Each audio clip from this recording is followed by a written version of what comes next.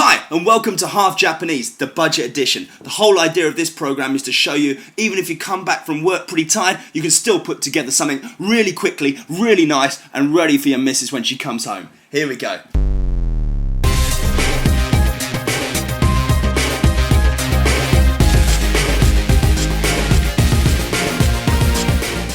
So on the way back from work, I stopped off at a really cheap supermarket. I want to keep it down to a budget if I can. Yeah, this is the budget version after all. So what I've got this block of roast pork. Yeah, this is Japan after all, and this was 365 yen. It's a couple of quid in English pound. All right, nothing too fancy, but fine. We can make something really great with this. This is going to be fantastic. To go with that, I've got some carrots already at home. So I've got one carrot from my stash. I've got some tomatoes. Got one tomato. You could just pick one up from the supermarket if you want. I've got an onion. I've got one potato, I've got some cloves of garlic here ready to be used, and we're going to make this fantastic roast pork with this. Alright, of course, if you want to put other vegetables in, whatever you got lying around the house, it's fine. Alright, but in this case also we got salt and pepper, your two best friends, and also for this one, if you got it, if you don't, it's okay, but if you got it, I'm going to try and use a bit of balsamica, and I'm going to try and use a bit of parents. Yeah, this is a tough commodity to get in Japan. If you don't got it, it's okay. Alright, so what I'm thinking for the sauce is a tomato-based sweet-style sauce. Tomatoes, onions, garlic, salt, pepper, and if you got it, a bit of cheeky ketchup goes a long way because it's going to really sweeten up that sauce, yeah?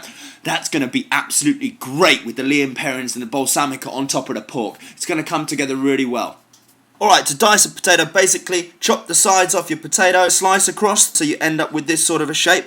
Yeah, put them back together nice and easy here, and again, slice across this way. And there you got some really nice diced, potatoes, absolutely fantastic. Cook really quickly as well. There you go. Put them in some salt water to de-starch them a tiny bit. Ta-da! So next on the agenda is the carrot. Doesn't matter so much how you cut the carrot because even if you cut it a bit thick, there's nothing wrong with a crunchy carrot. I've opted to go for chunks. Next up is the onion, okay? And basically we're going to cut it in half. We're going to use half for the baking tray inside the oven, and then we're going to use half for making that pesto sauce, along with that tomato, in the saucepan, while the pork is in the oven. Keep that time limit down, keep that time limit down. That's what they keep saying, especially when you've had a long day of work, eh? Okay, so there's half for the pan, and half for the baking tray. Into the pan. Garlic's not that difficult. All you got to do is take the end off with the knife, take the other end off with the knife, give it a little twat, and then there you go. Nice and easy. The skin just falls off. Alright? No problems there. Okay, I'm going to do some thin slices of garlic to put into the sauce, okay? Now, just remember when you're chopping garlic, make sure it's steady, it's not rocking everywhere. Don't want any fingers sticking out or anything, otherwise you're going to end up going to hospital. Curl your fingers up nice and easy.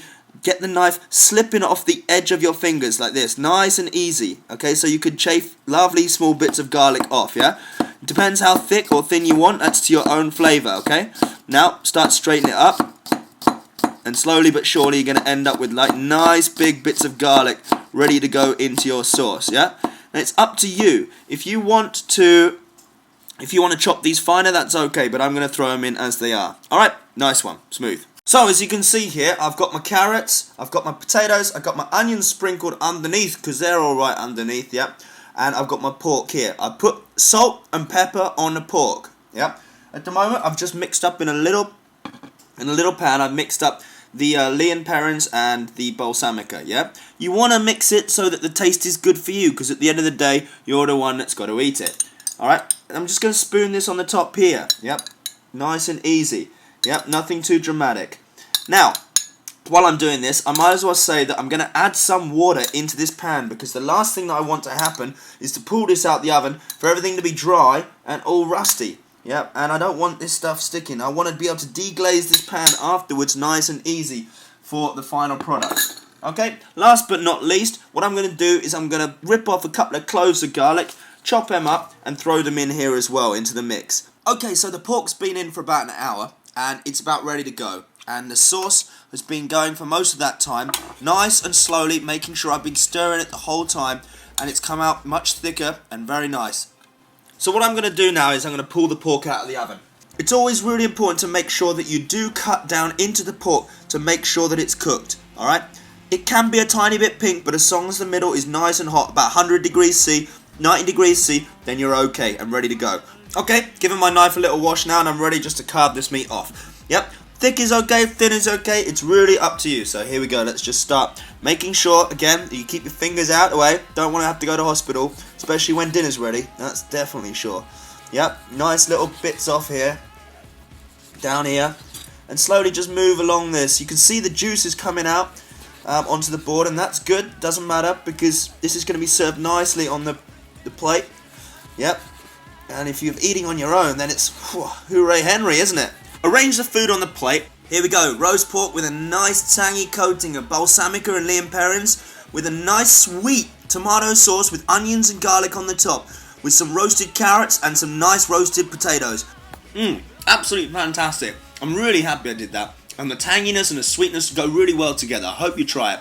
And I'll see you next time for more budget ideas on the half Japanese front. Take care, good luck cooking, bye bye!